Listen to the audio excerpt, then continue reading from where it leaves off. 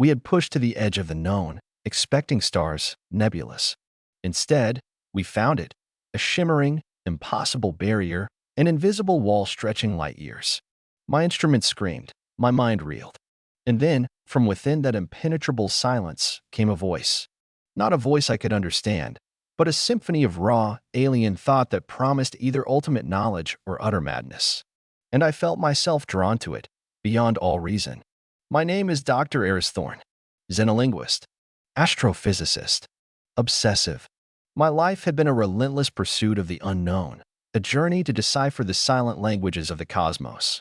When the Odyssey, my small, advanced research vessel, picked up the anomaly, it was like a siren song. We had pushed through the charted sectors, beyond the last known star charts, into a region of space that was supposed to be empty, a vast, featureless expanse of black. Instead, we found it. It appeared first as a subtle distortion in the distant starlight, a faint ripple in the fabric of the void. As the Odyssey drew closer, it resolved into something impossible, a perfectly spherical, utterly silent energy barrier, stretching light years across, absorbing all light, all radiation, all sound. It was an invisible wall, a cosmic membrane of pure, impenetrable nothingness. My instruments screamed, their readouts flashing with impossible data, infinite density, zero energy signature, a perfect vacuum within its boundary, yet somehow solid. My mind reeled, trying to reconcile the data with known physics. It defied every law, every theory I had ever studied. Ambient sound, a low, resonant thrumming, almost subliminal, vibrating through the ship's hull, a feeling of pressure in the inner ear. My crew, a small team of brilliant but cautious scientists, were a mix of awe and terror. Dr. Lena Petrova, our lead astrophysicist, her face pale, stared at the main view screen, her fingers trembling over her console. It's not possible, Eris. It's absorbing all light, all energy. There's nothing on the other side. Just black. Commander Jax, our pragmatic pilot, his knuckles white on the controls, muttered about retreat protocols. This isn't natural, Eris. We should pull back. Report. But I felt an immediate, almost primal pull towards it. A fascination that eclipsed all caution, all fear. This wasn't just an anomaly. It was a question, a cosmic riddle waiting to be solved. And I, Eris Thorne, was the one to solve it. My obsessive nature, my insatiable curiosity for the unknown, seized control. This is it. The ultimate language. The final frontier of understanding. We were in every diagnostic, every scan. Conventional science yielded impossible results. Probes, launched towards the barrier, simply vanished, not with a burst of energy or a physical impact, but with a silent, instantaneous dissolution, as if they had never existed. It was as if the barrier simply unmade them. Ambient sound, a faint, high-pitched whine, like a distant, struggling servo, abruptly cut short, followed by dead silence. The silence from the barrier was oppressive, a vacuum that seemed to suck the very sound from the Odyssey's bridge. But then, it wasn't silent. Not truly. It began subtly. Faint, complex energy patterns appearing on our screens, not as data, but as impossible geometric projections, shifting and twisting in non-Euclidean ways. They defied mathematical analysis, collapsing into paradoxes when we tried to graph them. Then, the headaches. A dull throb at first, behind my eyes, escalating into a searing pain that felt like my skull was being stretched, warped. Disorientation. Nausea. My crew felt it too, their hands clutching their heads, their faces pale. But I was different. Being a xenolinguist, attuned to the subtleties of alien communication, I was most affected. Or perhaps most attuned. The energy patterns, the headaches, they weren't just symptoms. They were signals. Direct, nonverbal mental impressions flooding my mind. Disturbing visions. Not narrative, not images, but abstract concepts, pure thought impressions that defied human logic. The feeling of vastness, of endlessness, of something ancient and incomprehensible. Ambient sound, a low, guttural gurgle, like liquid moving through a constricted pipe, directly behind Eris, quickly fading into a wet, sucking sound. My internal struggle began. Was it alien communication, a symphony of raw, alien thought trying to reach out? Or was my mind simply breaking under the strain of the unknown, unraveling in the face of something so profoundly alien? My obsession deepened, becoming a compulsion. I had to understand. I had to decipher this impossible language. Lena, clutching her head, her face pale, looked at me with fear in her eyes. Eris, what is this? It's not just the barrier. It's inside my head. It feels like a whisper. Jax, his face grim, slammed his fist on the console. This is a psychological weapon, Eris. It's trying to break us. We need to pull back. Now. But the whisper, the symphony of alien thought, was calling to me. It promised ultimate knowledge, or utter madness. And I felt myself drawn to it, beyond all reason, beyond all fear. The initial discovery had given way to first contact, and the unsettling signals were only just beginning to erode my sanity. The initial headaches had escalated into a constant, searing pain that felt like my skull was being stretched, warped, reshaped by an unseen force. The disorientation was pervasive, a constant battle against a reality that subtly shifted around me. My internal monologue, once a fortress of logical analysis, was now a besieged city, its walls crumbling under the relentless bombardment of alien thought. It's not just a signal. It's a presence. And it's inside the ship. Inside my head. The anomaly's behavior became increasingly unpredictable and unsettling. It wasn't just emanating signals. It was actively interacting with the Odyssey. Lights would flicker violently throughout the ship, plunging sections into absolute darkness, then flaring back to blinding intensity, a disorienting strobe that left my eyes aching. Gravity would shift without warning, making me stumble, sending unsecured objects crashing to the deck. Comms crackled with distorted whispers, not human voices, but alien sounds, fractured thoughts, echoing the impossible geometries I'd seen on my screens. Sometimes, it felt like the ship itself was groaning, a living entity in agony, or perhaps, in a terrifying state of transformation. Ambient sound, a sudden, sharp crackle of static from a nearby comm panel, followed by a distorted, almost melodic hum that seemed to emanate from the ship's very walls. Localized reality distortions became more frequent, more terrifying. I would walk down a familiar corridor, only to find it subtly elongated, its walls twisting into impossible angles. Objects would appear and disappear from my peripheral vision, a discarded tool, a misplaced data pad, only to vanish when I focused on them. Time itself seemed to warp, moments stretching into eternities or compressing into fleeting blurs. I'd lose hours, sometimes entire cycles, with no memory of what I had done, only the lingering sense of a profound, alien interaction. The bombardment of my mind was relentless. Increasingly intense, alien communications flooded my consciousness. They weren't words or even images. They were pure thought impressions, abstract concepts that defied human language, overwhelming sensory input that threatened to shatter my sanity. The feeling of vastness, of endlessness, of something ancient and incomprehensible was a constant, suffocating presence. I felt the weight of cosmic truths, the sheer triviality of human existence, pressing down on me, threatening to crush my mind. My crew, Lena and Jax, were struggling. Lena, her face pale and drawn, spent hours staring blankly at her console, muttering about impossible equations, about numbers that didn't exist. Jax, usually so unflappable, had become withdrawn, his eyes darting, his hand constantly on his sidearm. The psychological strain was tearing us apart. Paranoia escalated.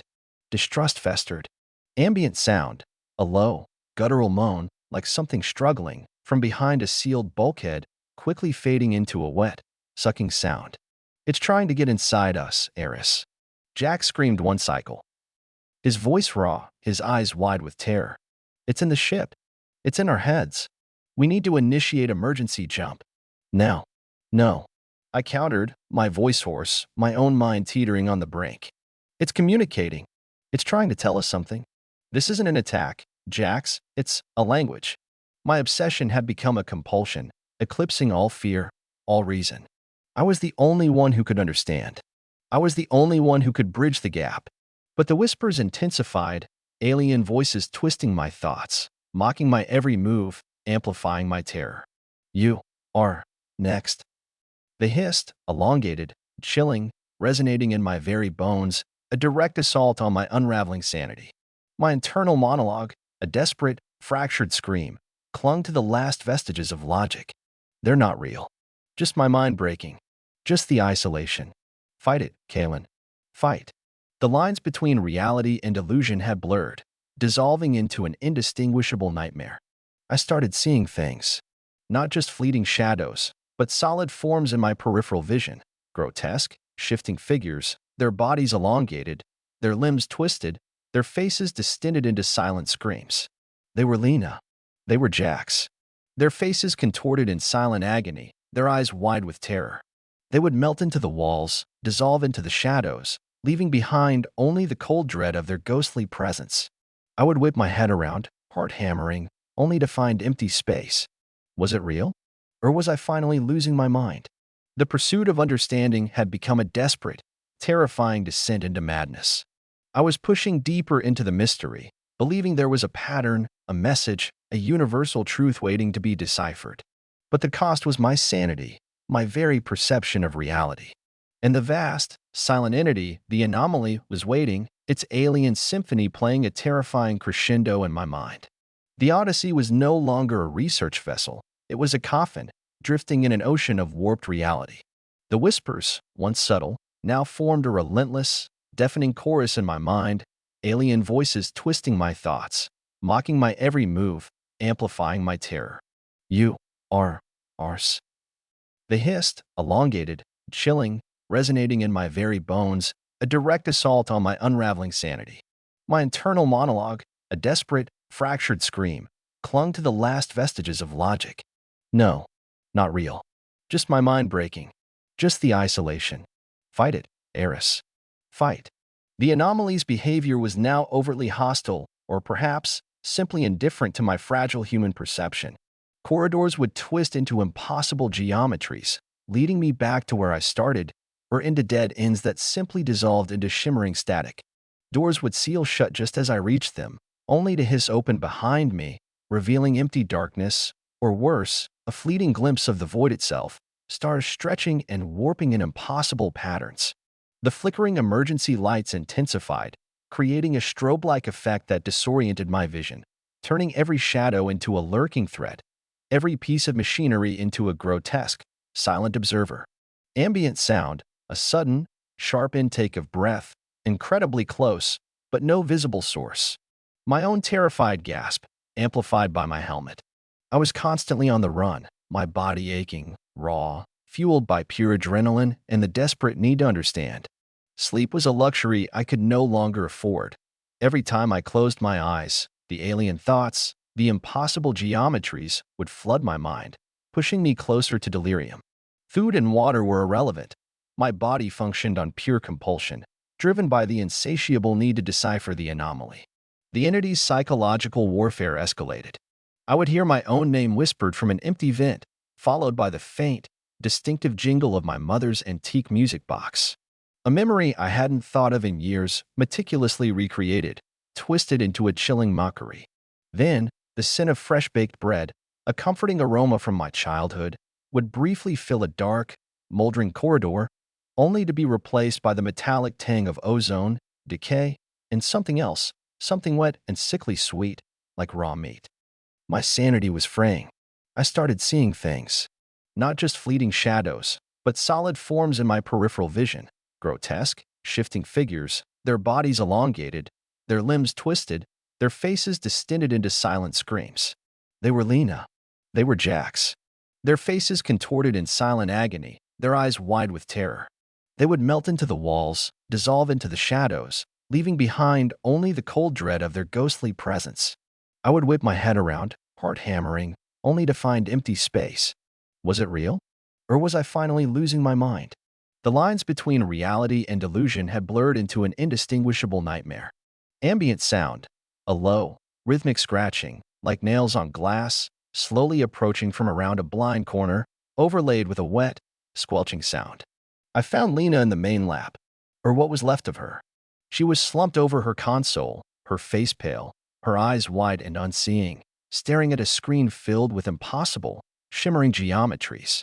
Her hand, twisted into a grotesque claw, was frozen midair, as if she had been reaching for something or trying to push something away. There was no blood, no physical trauma, just emptiness. Her mind consumed, her essence absorbed. My fear, already profound, escalated into a terrifying, all-consuming despair. This wasn't just a physical threat. It was an assault on my mind, on my very perception of reality. The enemy didn't just hide. It was the environment, or even a part of my own mind.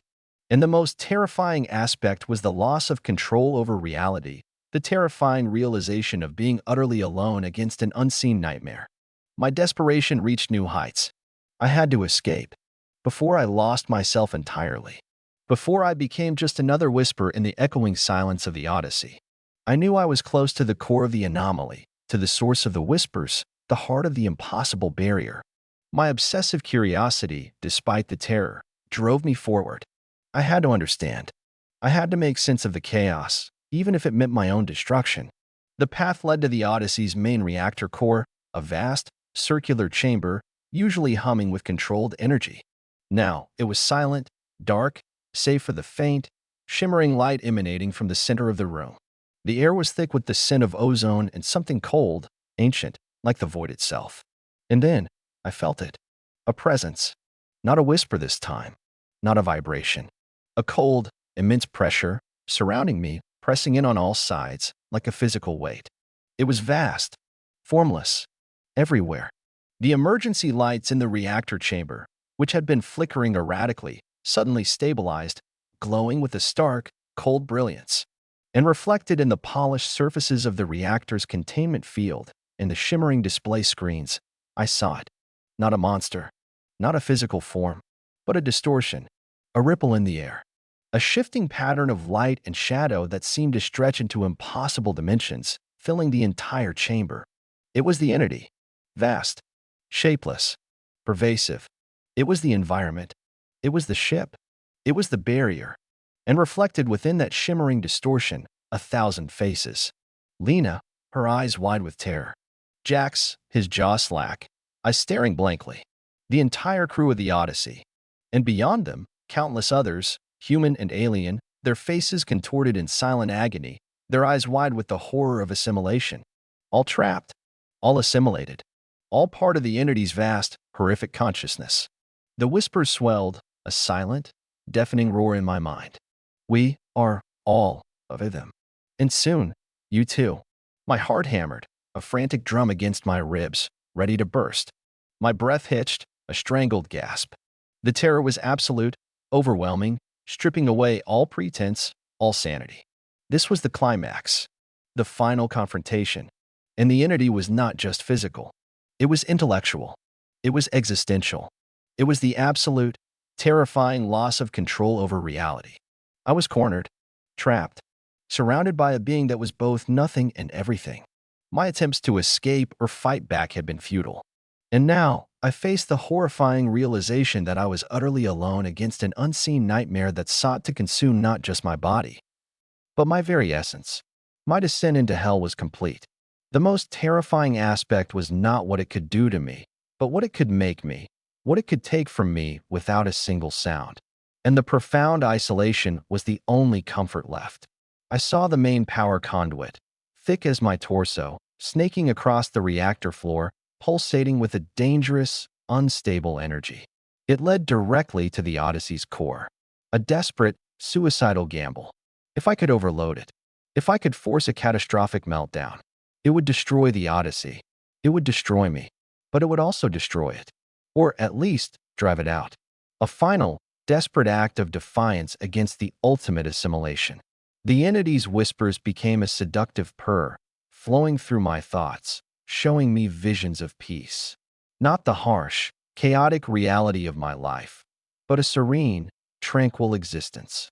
My fears, my losses, my loneliness, all dissolved. My family, smiling, healthy. My old mentor, commending my work. Perfect, idealized memories, offered as a temptation to surrender, to merge into their blissful, terrifying unity. Surrender. Eris, the whisper coaxed, gentle as a lover's touch, yet utterly chilling in its intent. Become one with us. No more pain, only peace. But the image of the 1,000 tortured faces in the distortion, their silent screams echoing in my fragmented mind, solidified my resolve. This was not peace. This was oblivion. This was the ultimate loss of self. With a guttural cry, raw and animalistic, I lunged towards the power conduit. My body, ravaged by exhaustion and psychological torment, screamed in protest, but my will was unyielding. The entity reacted, its formless presence solidifying, pushing back, a crushing weight that threatened to pin me to the floor. The whispers intensified to a deafening shriek, a cacophony of alien voices that tried to tear my mind apart. My hands, trembling, clawed at the conduit's access panel, my fingers raw, bleeding against the cold metal. The entity fought back, distorting my vision, filling my mind with searing pain, making the conduit shimmer and writhe like a living serpent. Stop, futile. The whispers raged, laced with something akin to fury, or perhaps simply a logical assessment of my disruptive defiance. But I pushed through, driven by a primal need to exist. I tore open the access panel, revealing the raw, humming power lines within. The air crackled with immense energy. I felt the heat, the radiation searing my skin. My last act, a desperate, final choice. With a scream that tore my throat, I plunged my hands into the humming, raw power lines. The pain was immediate, absolute, searing through every nerve ending, burning out my cybernetics, consuming my flesh. My body convulsed, my muscles seizing, as the raw energy coursed through me, a living conduit of pure, uncontained chaos. The entity shrieked, a silent, deafening cry that resonated in my mind, vibrating through the ship itself. The shimmering distortion that was its form convulsed, flickering, tearing apart. The thousand faces screamed, then dissolved, vanishing into nothingness. The atmosphere in the reactor chamber filled with a cold, desperate roar, as if the very air was being ripped apart. The last thing I saw, before blinding white light consumed everything, was the entity's distortion, tearing, shrinking, attempting to recoil from the immense, uncontained energy. It was fleeing, or being destroyed. Then, oblivion, a profound, silent blackness.